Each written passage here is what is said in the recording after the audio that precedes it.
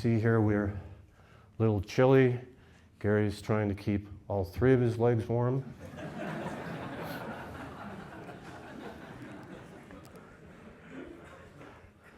This was the rack in those days.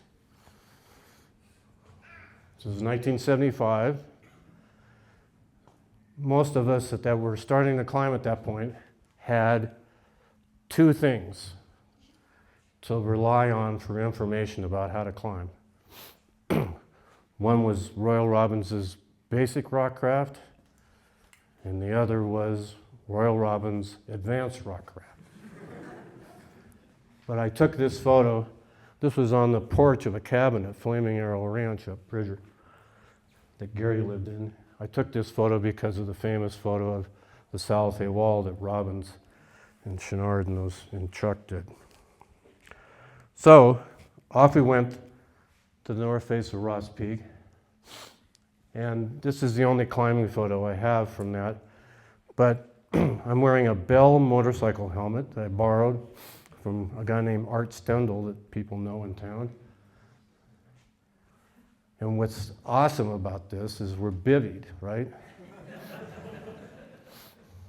We're a pitch and a half off the ground. We weren't smart enough to just wrap off, build a fire, and be comfortable in the woods. Anyway, so this first ascent thing sort of got in my blood. And the next thing I started doing was looking at maybe some bigger objectives farther afar. This is the south face of Mount Waddington, the British Coast Range of BC.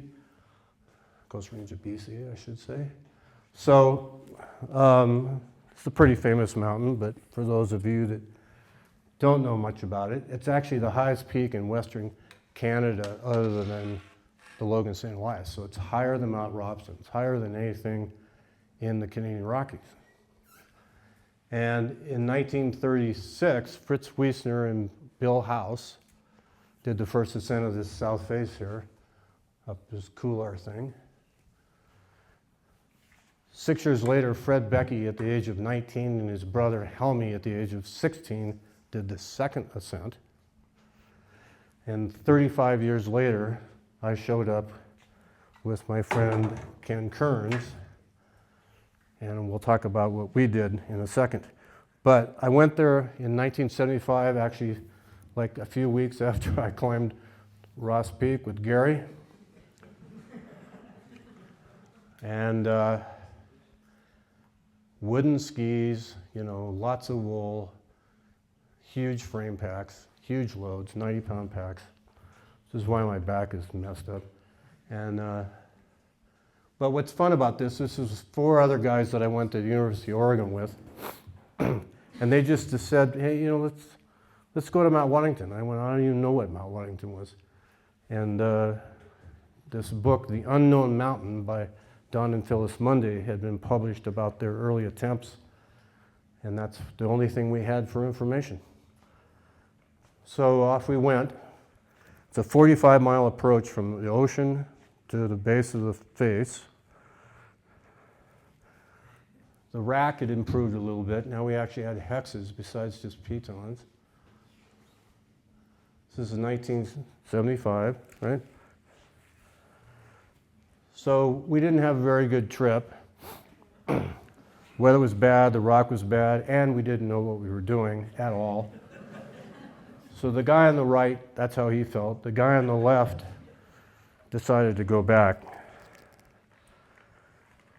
So I'm an only child, but this is my much younger brother. You got it? Yeah. Painful, huh? I used to have hair. Anyway, so, from there to this is what the progression is, when you're aging as an alpinist. So anyway, the south face of Waddington was a pretty cool climb. Kenny and I did a new route on the south face. And Kenny was a really good rock climber. And this pitch right here was 5'9" in mountain boots with a pack. So, wasn't bad for the day. And this photo, some of you might recognize from 50 Crowded Climbs, because the south face of Waddington is one of those climbs and 50 favorite climbs in North America. So Ken Kearns. I'm going to talk a little bit about Kenny. Kenny and I met in Oregon. I went to the U of O, sort of, and met him there. And we started climbing together. And Kenny and I did a lot of climbing together that was consistent for 2 years. And as a side note, Kenny is who I did the second winter ascent of the North Face of Granite with, after Dougal and Brio had done it. And he also did, with me, 3 new routes on Cathedral Point, I should say, in the Beartooth. So we were climbing a lot together. And after Waddington, we said, maybe we should go to Alaska, you know? Why don't we check that out? So, this is what we went to do the first time I went to the main part of the Alaska range. This later became known as the Isis Face, and this is on the southeast flank of Denali, and it's an 8,000 foot face. It's 8,000 feet of climbing from here to there. I remember skiing around the corner with Kenny, and we had never actually seen anything that big ourselves in person until we skied around the corner. And I want to mention a couple of things about this photograph.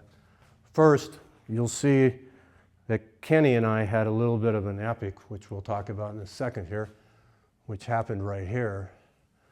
But the other thing I wanted to mention was that Sam Hennessy and Michael Gardner 2 years ago did a route parallel to ours called Anubis that went over here and then finished on what we did here. And what's important, I think, to mention about Michael and Sam is that in 1982, when I finally climbed this with Dave Stutzman, we had 6 bivvies and it took us 8 days. And those guys did it in 17 hours in AT boots with skis on their back. It's the progression. But anyway, first time on Isis in 1979. Things didn't go that well. This is a picture of Kenny after he took a 250-foot leader fall, broke his femur, tore up his head. I caught him on a hip belay. They do work. And he ended up having to cut himself off the end of the rope, drop into a crevasse so I could get freed. I wrapped down. It's a very long story, but I was able to get him secured in a snow cave, down climb a couple thousand feet, ski out to the mountain house, and go out and get help. And when I got out to Talkeetna, 2 guys volunteered to come back in and help me. And the guy on the left, this is me, the guy on the left is Mug Stump. And this is Jim Logan, now Jamie Logan. So those guys put aside their objective, which was the east face of the Moose's Tooth, and came in and helped me and rescued Kenny, and we got him off and off to the hospital in a relatively short period of time. So Conrad, who's sitting here, gave me this photo of Muggs, because Muggs perished in 1994 on Denali, but that was my first meeting with Muggs, and it was a fantastic gift that he and Jim did for Kenny and I. So I went back in 1980, actually with Jim Kanzler, many of you know, to try Isis again, and it actually, the weather was terrible and we never got very far. And in 1982, I went back with Dave Stutzman, and this is a shot looking back at Huntington from one of our bivouacs. And we're above where Kenny fell here, but we always used Huntington back here as the barometer of how we were doing, because the smaller it got, the better we were doing, right?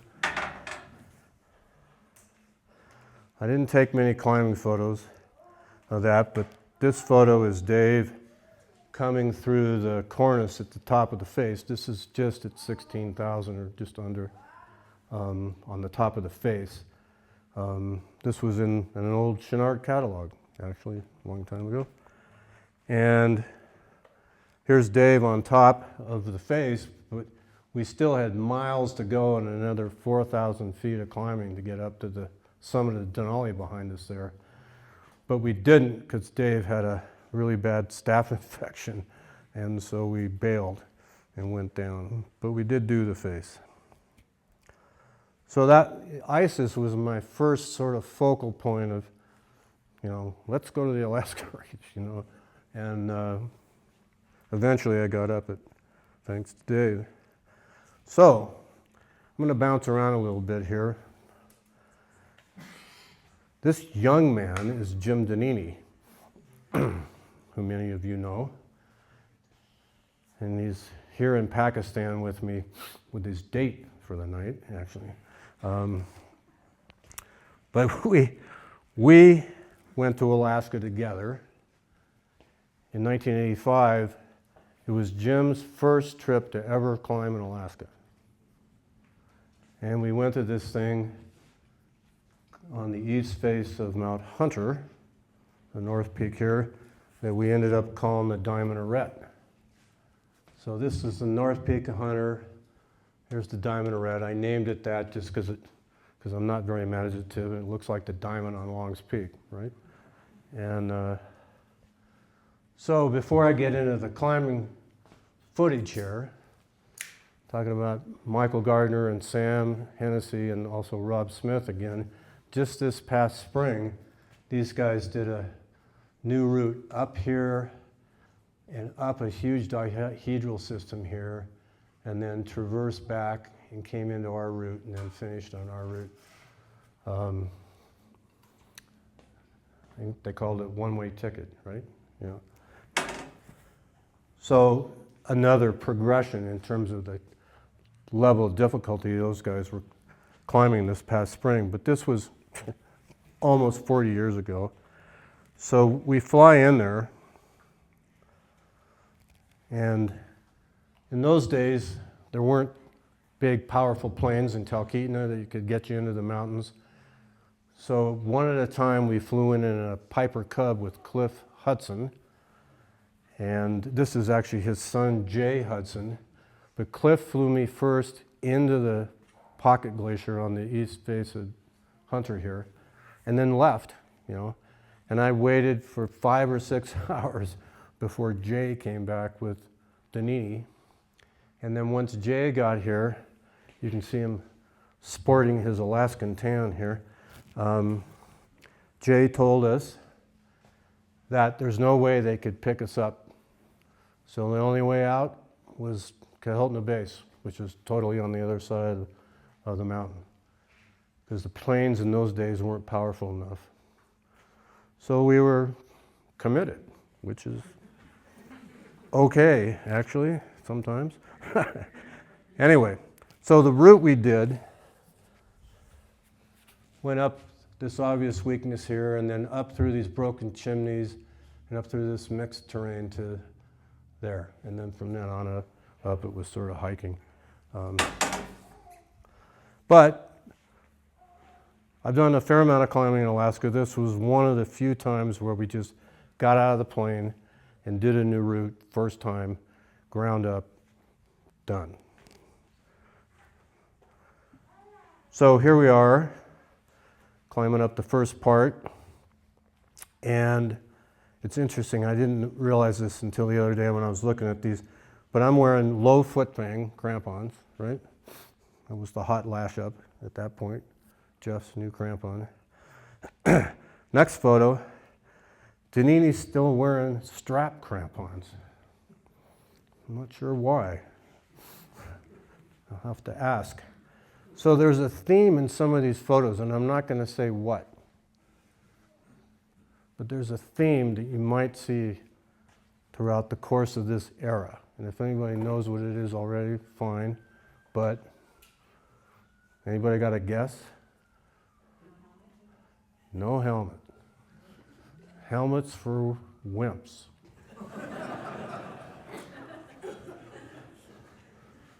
I mean, we were just stupid, right? Actually, Mark Twight cured me of that on an ice climb in Cody on Oversight. But since he's not here, I won't make him embarrassed. Anyway, so we climb for a couple days. We get up to this point. We get trapped in a spot where it was storming for 2 days. Obviously, the tent didn't do so well here. And so we're digging out. And right after that, we ended up being able to, this is me on one of the Crux ice pitches. And it was just like ice climbing up Highlight. You know, it was just like doing the Scepter. Except it was on a big hill. And we knew the only way out was to get to Kehulna Base, too. So 9 days later, after traversing the mountain, one note that some of you may know, halfway up the route, one of us dropped one of the 2 ropes. I know who dropped the rope. But it's still an open discussion. At any rate, because of that, we're doing shorter rappels to get off of Mount Hunter. And we ended up descending what's now called the Mini Moonflower, before it had ever been climbed, with 1 rope. And last piece of gear we had was our last piton, a bugaboo tied off. And when we got to the point where Jim is here, we had just cut 40 feet off the rope. We had no rack lift, and we just crawled down the glacier to Kehulna Base. So, worked out. But that was a little arduous for Jim's first trip to Alaska. So we said, well, why don't, you know, maybe we should go rock climbing.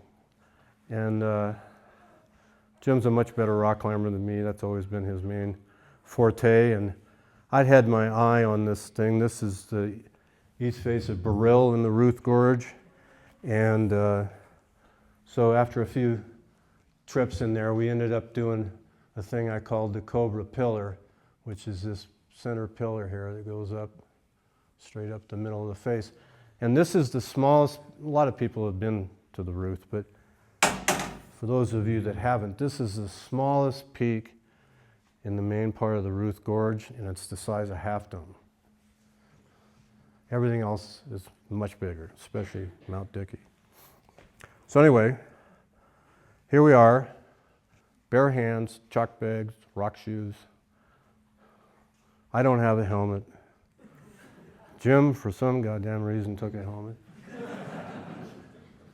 And it's just 5'10", 5'11", rock climbing, you know, fun. So this thing we ended up, you know, we called it the Cobra Pillar, and it ended up being Jim's favorite climb for the book that came out that was subsequent to the 50 classic climbs in North America, 50 favorite climbs. So the Cobra Pillar is in there, and that was going to be mine when I got interviewed by the author, but Jim had already taken it, so I had to defer to another climb that we'll talk about in a minute. But it was fun, you know. But from Baril, you look down past Dickey and Bradley, and there's this peak called Mount Johnson. And Mount Johnson is an amazing feature in that it has this huge north face that you're looking at here. The east ridge on the left side is 5,000 feet of climbing. To this day, it's still never been completed. Rainey Jackson and Doug Chabot have the high point, actually, which was a long time ago. So the point being, still stuff to do, right? But the thing I was interested in on Mount Johnson is this gash here, which we called the elevator shaft. And I didn't come up with that name. Charlie Cicera, who you'll see later, came up with that name. But this is a pretty wild feature that just splits the north face of Mount Johnson for 2,500 vertical feet. It's a chimney that's maybe 150 feet deep at times, and it's so narrow in the back that you can touch both sides with your hands in a couple places. So it's pretty wild. Turns out, not a good place to be if it starts to snow. Because this thing up here on the left, this accumulation zone is like the size of Delaware. And so, and I had that happen on the first attempt with a guy named Kim Miller. We got trapped for 24 hours underneath a chalkstone until it stopped snowing. Anyway, so most of you know Doug. This was actually taken on the Ogre, but that's okay. And so Doug and I went up there. He's got a great story about this. I think I may have told this before, but I was going to go with this guy, Kim Miller. He felt like, and Kim runs Scarpa North America now. He was a Black Diamond rep with me for a long time, and he couldn't go. So I call up Doug, and I go, hey, you want to go to Mount Johnson? He goes, who bailed? That was his first response. It was awesome. I said, well, you're on. So here's the elevator shaft. It's pretty wild inside.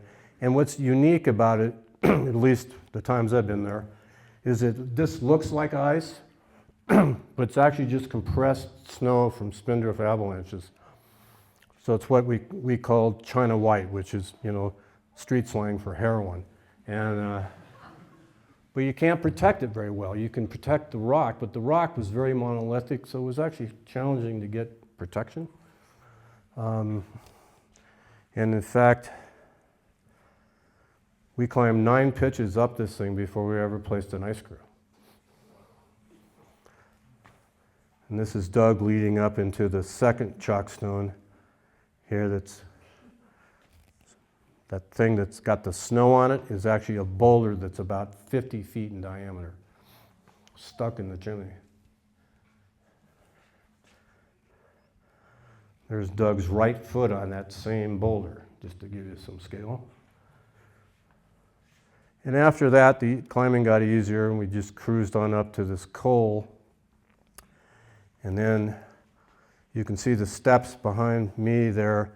We just stamped out a platform for the tent on something that was as flat as that, and looked at this rock head wall, which was the unknown part for us. And it turned out there was a crack in it, and it was just sort of like desert aid climbing. You just looked at a knife blade crack and took out a 3/4 inch angle and wailed on it and put it in. And so later, that same day, here we are. So this almost never happens, right? A summit photo in perfect weather with no wind, and you're not in a hurry. And those are the Moose's Tooth and Bear's Tooth peaks behind on the other side of the gorge. So Doug and I had just done this first ascent of the elevator shaft. It was also the second ascent of the peak, and the descent route we took down was the first descent route. It took us only 5 hours to go off the backside. We radioed our pilot. He came in and landed, picked us up, and we were out in Talkeetna the same day we summited. Pretty awesome. And this is without cell phones and inReaches, All right, so now I'm going to back up a little bit, time-wise. Go back to 1978. This is before Grand Cherokees and before Gore-Tex. So who can tell me what the blue thing is on the guy on the right? Anybody got a guess?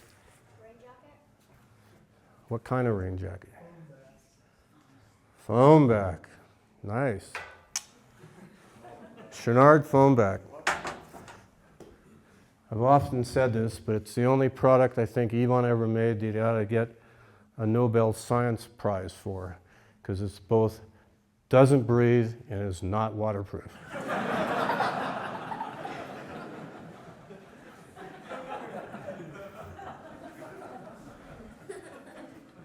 So this axe right here, that was the axe I climbed Waddington with, and it's on display at Teton Mountaineering as a relic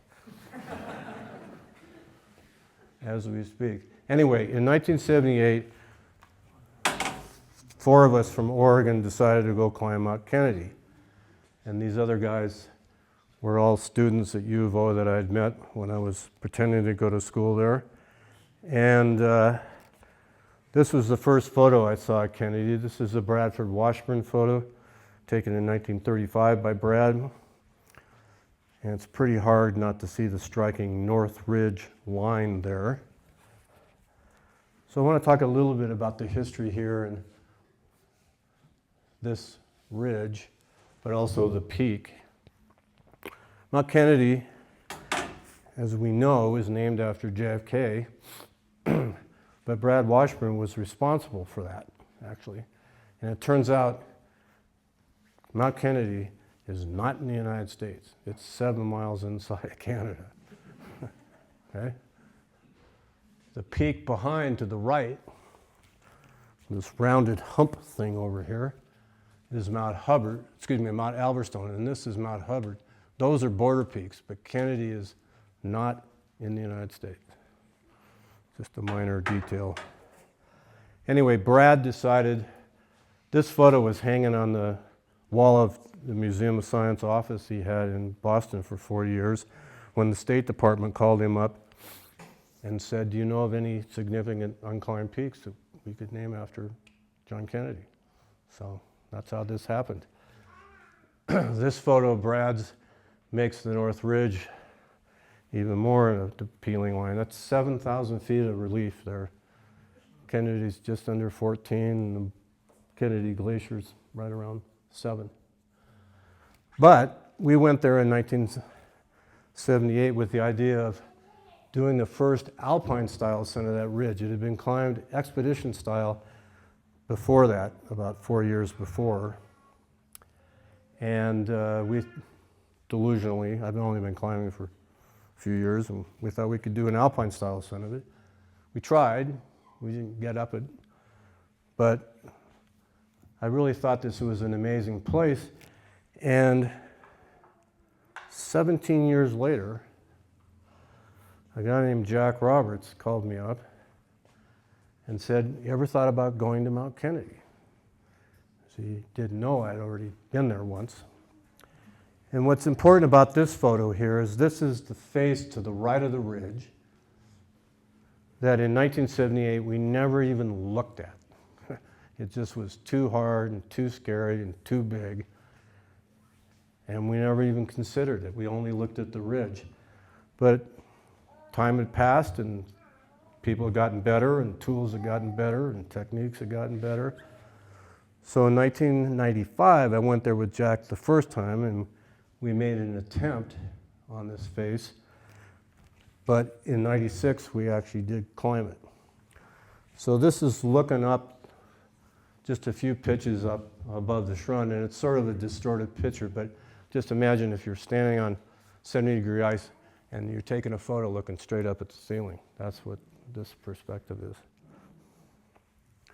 is. And we were doing something that is the only time I've done this. We ended up climbing this capsule style, but the climbing was really great. You know, a lot of really good thin mixed ice, good rock, reasonably good stone, good protection. This is me leading one of the harder things. So it was just awesome climbing, but we weren't setting any speed records because we were hauling, we had a portal edge, and we were doing, you know, traversing like you see in this photo. So this is Jack leading this significant traverse that we had to do.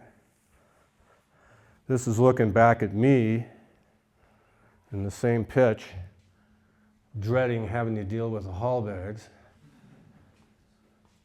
But climbing was really pretty cool. So here's the portal edge that I talked about. We just didn't see a place the first 3,000 feet. The face is 6,000 feet high. We didn't see a place the first 3,000 feet that we could really even chop a ledge, much less have a ledge. So we wimped out and took a portaledge, and so this is how we slept the first few nights on the face. And here's Jack. And if you look closer, you can see something sticking out of his nose. It's a pepperoni stick. And the reason it's important is because Jack was from Boulder, and he was a vegetarian. I'm from Montana, and I'm not. So I had all these pepperoni sticks and beef jerky, and 3 days into the deal, he's begging me for meat. Right after this, I did something I've never done before or since. I was putting my crampon on, hanging outside the ledge, clicked the heel, went around to attach the safety strap, and my crampon blew off my boot and went rocketing down the face 3,000 feet. So, we're right there, and I got one crampon. So I'm screaming and I'm saying all sorts of words, and Jack's totally bummed. He thought I dropped the stove, but in fact, which would have definitely done the deal of retreating. But anyway, I said, you know what, let's just keep going. I'll just suck it up and deal with it, however I need to deal with it. So we actually kept going. So the first pitch from the ledge, Jack's doing this long traverse, and I keep asking him, I say, dude, how's it look straight above you? You know, like, can you not go sideways? Because I've only got one crampon. You know? And so what would happen on these pitches, you can see the gear there. I would suck up the Jumars, tighten the rope against the next piece, and just push off. Take a 30-footer, jug up to the gear, take the piece out, cinch up the rope, tighten it up, push off, another 30-footer to get across this traverse. So that's how I was dealing with the one crampon. You can see here, this is me getting the massive right thigh pump with my right foot, because it's the only one that had a crampon. But to show how bright we were, or at least me, I get up into the belay right here, and I go, hey, what size are your boots, Jack? And it turns out we had exactly the same size feet. So from then on, we could trade the crampon for the leader to have 2 spikes. And we'd have like 6 slings and beaners clipped into the crampon as we're transferring it, one of us to the other, because another one would not be good. So after that, we got up the more technical part of the face. We got up to where we intersected the North Ridge. We ended up getting stuck for 2 days in a storm. It dumped. It avalanched over the top of us for 2 days. And so this is what you do when you're stuck in a storm. You just stare at each other and take photos like this, you know. And there's sort of 2 cool things about Jack's hand. First, he forgot to take his wedding ring off, which never came off for like 2 weeks after we got down. And the other is, look at his knuckles. This is before leashless tools. You know. So anyway, this is where we were for 2 days, and it had snowed so much that we decided that it was too dangerous to go on to the summit, even though we had intersected the North Ridge and it was relatively moderate climbing. So we rappelled, I don't know, 30 rappels or something to get off, and got down.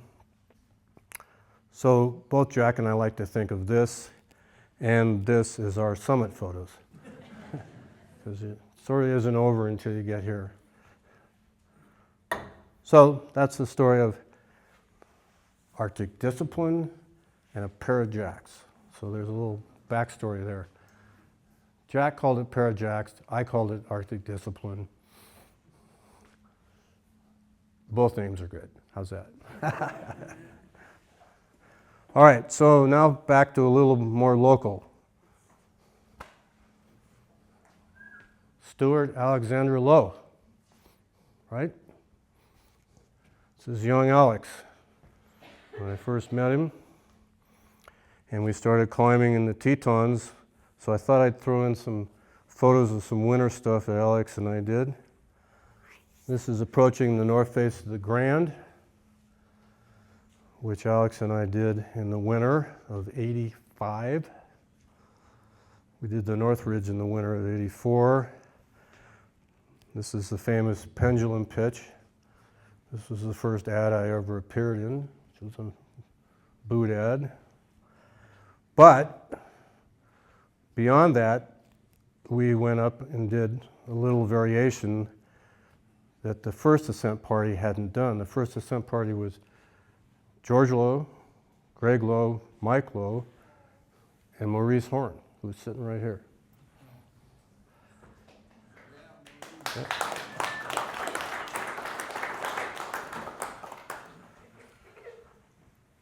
So after that, Alex and I did a bunch of winter routes on Moran. This is South Buttress Right. We also did South Buttress Direct. We did Laughing Lion Falls. We did Staircase of Rhett, all in the winter of '85. But again, no helmet.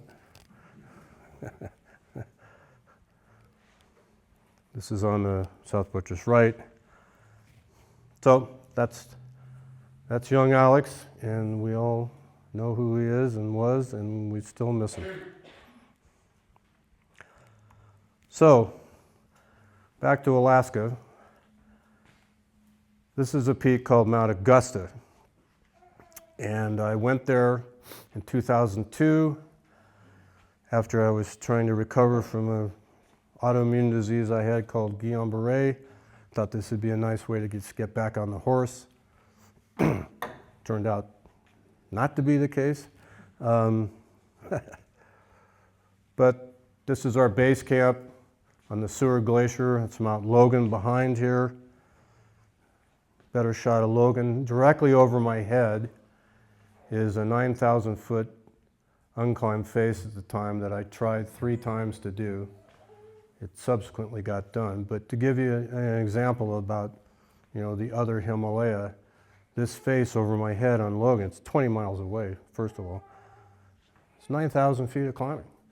And the Hummingbird Ridge is directly over the tip of the skis and the yellow tent, and that's 11,000 feet of climbing. No one goes here, relatively speaking.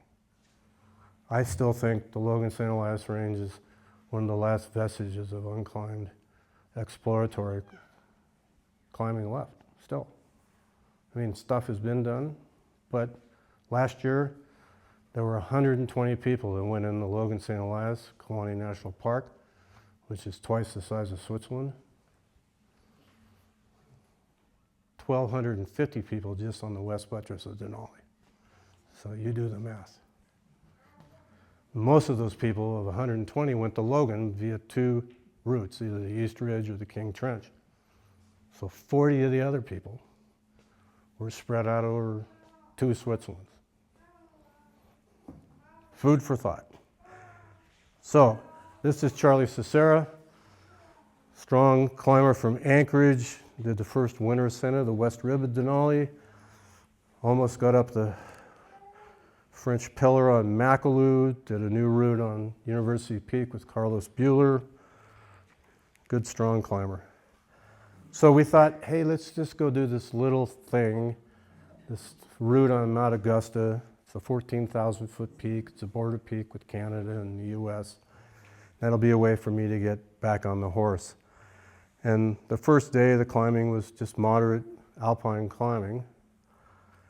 We made pretty good progress, about 1,500 feet. Got up to a point here where I'm chopping a ledge, trying to find a place, but it had gotten super warm, like really fast. Like it was in the teens when we started climbing, and now it's like in the 40s. And so all of a sudden, there was rockfall problems. So right after this photo was taken, and I was wearing a helmet, I got hit in the head with a rock the size of my laptop. Knocked me off, took about a 40-footer, broke a bunch of things, and I ended up here in this spot. This photo was taken by the Canadian Park Service Rangers afterwards, but this is where Charlie secured me, chopped a little bit of a ledge out, put these anchors in here, put me in the tent, and I wish Mark was here because these are the 2 Gravel tools he gave me. They're still there, maybe. So what happened after that was I was too injured to rappel or be lowered, so Charlie wrapped off by himself, got to the tent, called Daryl Miller, the chief ranger at Denali, and there was a significant rescue that was orchestrated by the PJs to come and get my sorry ass off of this thing. So this photo was taken after the rescue because you can see the tent has been ripped open and my DOS parka and the stove and water bottle are hanging out of it. Because when the Blackhawk came in with a 200-foot wire, Dave Schumann, the PJ, cut the side of the tent open and just clipped the locker into my harness and out we went. So I wrote a long story about this in the first issue of Alpinist that some of you know about called Down to the Wire, so I won't belabor the point, but didn't go that good trying to get back on the horse.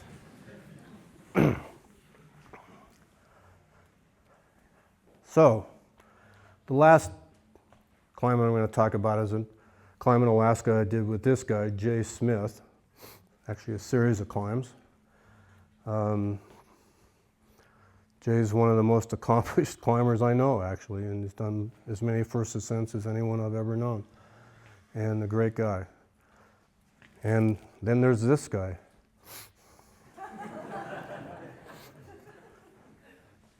This is what happens, and this might happen this next week. This is what happened when you get roasted by Timmy O'Neill at the Red Rock Rendezvous. You know? I look just like that, except I don't have any chains. Anyway, Jay and I decided to go to Alaska in 2009 with the primary objective of doing a new route on Huntington. And I'd already done a new route on Huntington called with Fabrizio Sangrilli on the west face. And I'd been there with Charlie and tried to do the Harvard route, but it's such a beautiful mountain. I said, cool, let's go try. So I took this photo from ISIS, but that's looking down on Huntington. This is the west fork of the Ruth in the foreground and the Tokasitna Glacier way out in the background there with the stripes. So the plane thing had changed a little bit. Excuse me. Since Cliff Hudson flew Deneen and I into Hunter. So this map here, the reason I have this, is because I talked Paul Roderick at TAT into landing us on this little pocket glacier here, which is only 1/4 mile wide. There's the summit of Huntington. Okay? There's a huge ice fall here. Huge ice fall here. Landed us there. It's awesome. Made up for the approaches to Waddington. So here it is. I was living in Victor, Idaho with Pat at the time, so I called it My Private Idaho, the little pocket glacier on the left. But the reason Jay and I went there initially was to do a new route on the east face of Huntington, right here. It's got a couple routes on it, and in fact, in the small world category of things, this photo was taken by Paul Roderick from his plane, and these 2 dots right here are Alex and Doug Chabot in 1999 trying to do a new route on the same face, which didn't go. So that's why we went there. Here's the turbo otter. This thing can take off inside a baseball diamond. So it's awesome. And we went in with a bunch of objectives, but really only the east face of Huntington was our objective. We went around the corner the next day, and there wasn't enough ice on the route, and it would look like big wall climbing, which we didn't intend to do. So instead, we climbed this peak here, just as a consolation prize. This is called the Rooster's Cone, and we did a route up this thing like this. It was no big deal, but we found out later that it was only the 5th ascent of the Rooster's Cone. So we went back. That's the summit of Rooster Cone. And you can see behind there, just to give you some scale, this is the Moose's Tooth way over here. This is the backside of Mount Dickey. This is the backside of Mount Burrill. At any rate, now what do we do? Well, we're sitting there looking at all this stuff in this cirque that Paul landed us in, and there's this beautiful rock face here. So we ended up doing a route we called Prize Fight that was 32 pitches up this weakness, diagonal weakness there. You know, the traditional rack story, but we, only took about half of this, left in the middle of the night, which is hard to do since it's only dark for 4 hours. And then started climbing. And we did this basically in one day, up some really fun mixed climbing. This corner that I'm leading here melted out the next day, I'm sure. It was barely there, but just enough, and had good gear. That's coming out of the corner and looking down into the cirque. Right behind me is basically where the tent is, where the plane landed. Jay brought a pair of rock shoes for him because we knew we had this 500-foot head wall that was pure rock climbing to do. So he led that. And then we did bring helmets on this, but they became most useful for actually digging this snow cave because we didn't bring a shovel, which was stupid. And so we did that, wrapped off of that, rested a couple days, and then started looking around, and there's these two other beautiful gully ice climbs 15 minutes from the tent. So the one on the left we called the Black Pearl, the one on the right we called Lagavulin, which I'm sure you can understand why. And the climbing was really good. I mean, this is like being able to get out of the car at the base of, Winter Dance and start climbing, except these aren't as hard as Winter Dance, and they're bigger. So super fun climbing. Just take lunch, wrap off, go back to the tent, cook dinner. So we flew out thin, we were pretty happy, get to Talkeetna, but on the way out, I actually told Paul, I said, would you fly by this one thing I've been thinking about for a long time? And that's this thing. This is the north face of Thunder Peak, which is near Hunter. And I'd been looking at this thing for a long time, and we fly by, and it's finally in shape. And this is about 4,500 foot face. And this is the obvious line here, but then it connects and goes on up through here like that. And this looks like sort of a bad place to be, but it wasn't that bad. Just got to climb fast. So this is the upper part of that. So we land in Talkeetna. Jay calls Kitty. I call Pat. We're going to, can we go back in for a couple more days? Bought some new ropes and headed back in. And we're 20 minutes from the base of the route here in the plain. And here we really pared things down. I had a 17-pound pack, not including the rope and the rack.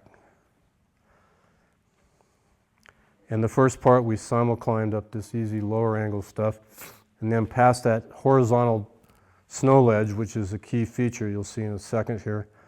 Then it got harder, Jay led the first block, and in fact it got steep enough that he actually couldn't lead with his pack. And Jay's a really good climber, right? It took him 3 hours to lead this one pitch. Mostly because it was just sort of unconsolidated snow and ice, and trying to get protection was difficult. There's that horizontal ledge below us that went across the face, and there's the face that we're climbing ice next to give you some scale.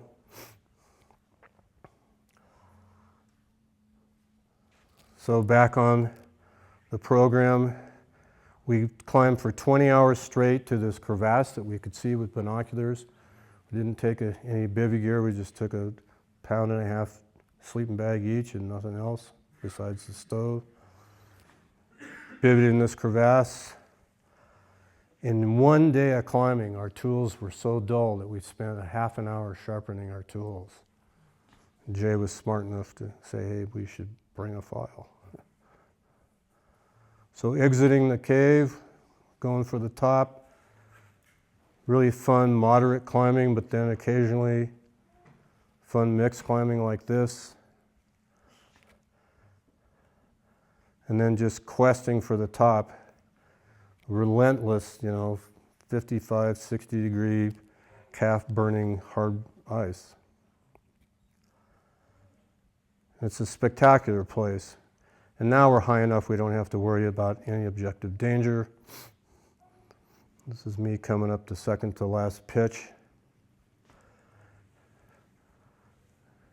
Jay in the belay, and he goes, man, you gotta go first for a while. So, okay. So this was the last pitch, and this is not the summit, but we dug a hole like this and just brewed up. And at this point, we'd been climbing for 40 hours with 6 hours of sleep. And both of us were 56 at the time, so not so bad for two old guys. But this is the actual summit photo, and we did make one mistake. We chose the wrong way to go down, which ended up with ass-deep snow that we should have just rappelled off the face instead. But anyway, hours later, we finally got back, only because of the thing between he and I that motivated us to get back to the tent there. So that's my stories about Alaska. And I'll just leave you with this last photo here. This is north face of Kennedy. This is a photo that Jack Roberts took of me. It was on the cover of Alpinist a few years ago. But alpine climbing has been, what I ended up wanting to do from starting to climb here in Bozeman, going to Revenue Flats, learning to ice climb up Highlight, learning to do bigger things in the Beartooth. It all happened because of here. So thanks for coming, and I'd be happy to talk to folks afterwards.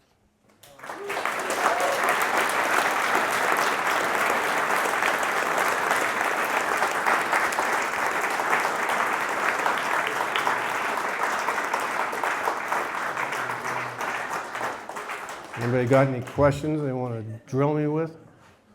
Or just drink beer? Eric? How many times has the elevator shaft been repeated? That's one of the routes that hasn't had a repeat yet for some reason. I don't know why, actually. It's, not that hard. You just need to be there at the right time. Anybody else? You. What do you tell my 7-year-old son? Same game? In terms of his climbing, or what do you mean? Well, what do you think is different now? What do you think is different? What's different now? Well, that's a good question.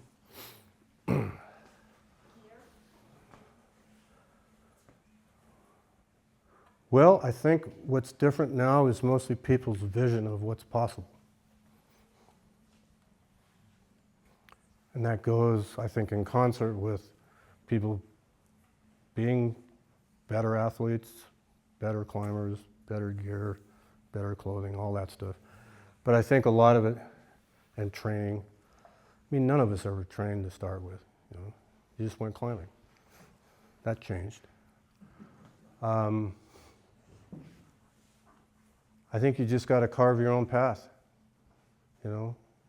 If he wants to start climbing, take him climbing. If he's already climbing, great. But let him choose his own path. And there's plenty of things to choose from out there. So, hope that answers your question. Yeah. Anybody else? All right, well, let's drink beer. Thank you, guys.